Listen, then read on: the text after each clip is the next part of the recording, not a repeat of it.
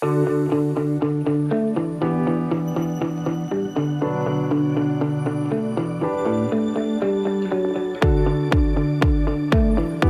my name is Maher and I'm from Bangalore.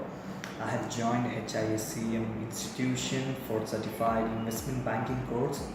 I have learned a lot about the capital market, business like equities, derivatives, NAV and bonds, debentures and banking and financial system as well. Apart from there, we have come across a lot of chapters like the calculation of NAV, how to come across with NAV or reconciliation, or what do you mean by front office, back office, or middle office.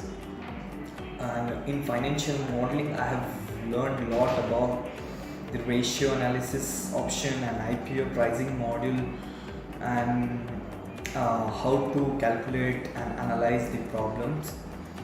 Uh, Here the teachers are very good, and if you have any doubt, they solve your doubt on the same day. Like whenever you feel like you're not able to do it or you're not coming up with, they will help you to solve their problem precisely on the same day. And whoever want to join the course and who are looking to start up their career or build up their career, I suggest you to start with the investment banking course or fund accounting domain.